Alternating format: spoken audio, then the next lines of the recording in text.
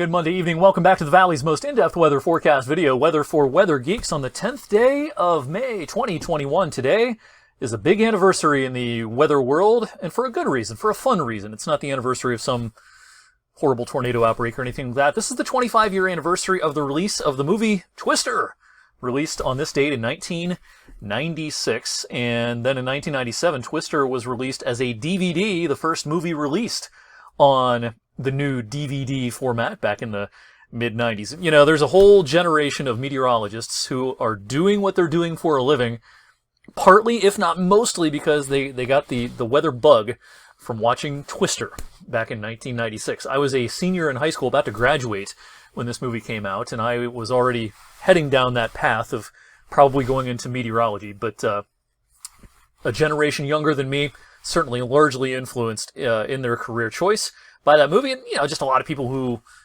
are not even necessarily weather geeks like that movie for a lot of reasons. It's just a fun summertime blockbuster. There's some scientific inaccuracy, sure, and there's a lot of cheesiness, sure, but it's a heck of a fun way to spend an hour and a half. All right, tornadoes are not the story around here. What has been the story over the last couple of days, the dismal weekend weather, especially yesterday. Now, let's talk about the snow that mixed in with the rain yesterday. We started talking about this Friday evening as it started to become more and more apparent that we would probably see some snowflakes mixed in with the rain.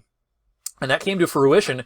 Now, officially at the Youngstown Warren Airport yesterday, we did report 1.6 inches worth of snow. Now, I talked with the National Weather Service in Cleveland this morning to verify the accuracy of this measurement. They think it's legit. Now, I'm still a little dubious.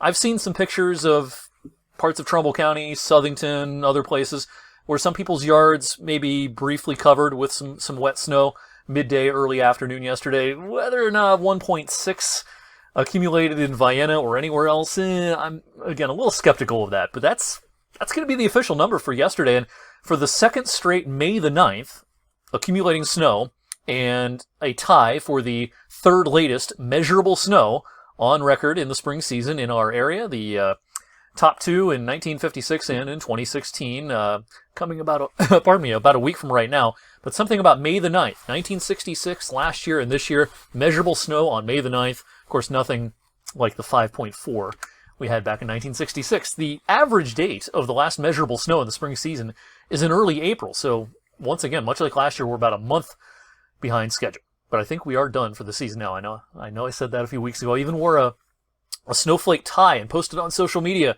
hey, I'm wearing this in celebration of the last wintry day of the season, and I've had to eat a little crow as a result of that post. But in the weather prediction business, occasionally you're going to call putt too early, and I did on that one.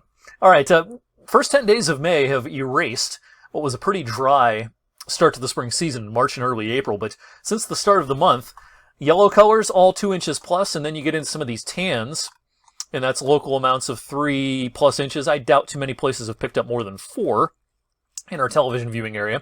Haven't seen any rain gauges with those numbers on them, but some places have had more than 3, certainly in the first 10 days of the month. So we're running quite the surplus through the first 10 days of May, although the next 10 days will be considerably drier. Here's a look at some of the rainfall totals yesterday with our deluge, with some snowflakes mixed in. 1 to 2 inches, pretty common throughout the area. These are Doppler radar estimates, but I've seen some rain gauges bearing those numbers out. Keeping a close eye on the clouds this evening. A little bit of an increase this evening. Not thrilled about this because they're going to try to launch this rocket again from Wallops Island, Virginia. Now, I talked about this Friday, and they were supposed to launch it Saturday evening. The winds aloft did not cooperate. Same thing on Sunday. We couldn't have seen it yesterday anyway because of the clouds.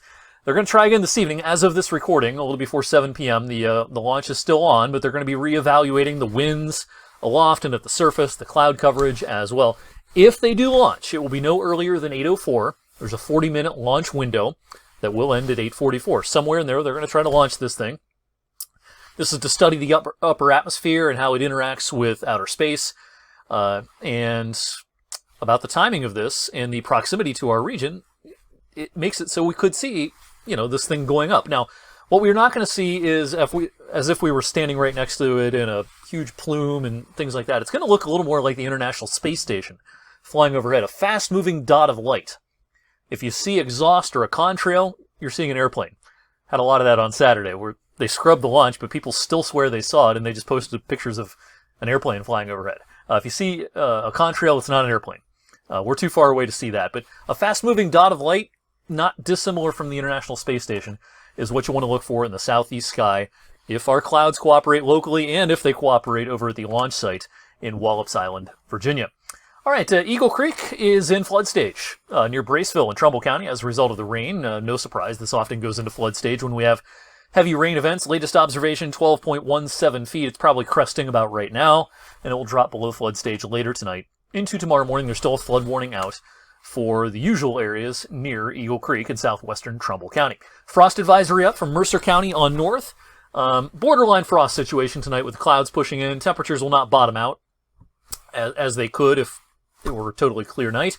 So I don't think frost is a huge problem tonight, but bring in those hanging baskets just in case. And well, you're probably going to keep them inside for a couple of nights because we have a better chance of widespread frost tomorrow night into Wednesday morning, and then Wednesday night into Thursday morning. I'm almost 100% confident this is our last frost threat of the season.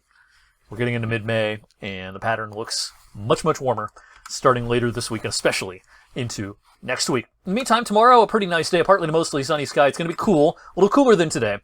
Upper 50s today, we'll do mid-50s tomorrow. That weak little disturbance in the upper levels passes through, and maybe there's a late-day sprinkle or a shower. I think that's a little more likely up in New York State and maybe northern PA, something that can't totally be ruled out around here.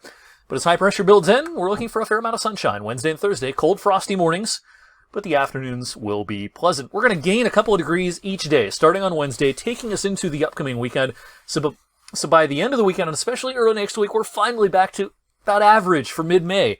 Average in mid-May is about 70 to 73. We're finally in that neighborhood early on next week. This is not what I call a blowtorch pattern. We're not going to see upper 80s or anything like that out of this pattern, I don't think. But it is a consistently less cool pattern, and we will have some warmer than average days in this upcoming pattern. So this map shows the 8 to 14 day outlook. So middle of next week, forward 6 or 7 days, you can expect, I think, a lot of days with highs in the 70s and low temperatures in the 40s and 50s, which is a lot better than highs in the 50s and lows in the 30s and more frost concerns. We're going to finally get out of that pattern here pretty soon. In the meantime, thank you for watching tonight's Weather for Weather Geeks video. I'll keep you updated on social media with the rocket launch and everything else you need to know this evening. And of course, you can check out my updated forecast tonight on 21 News at 11 and anytime on the Storm Tracker 21 app.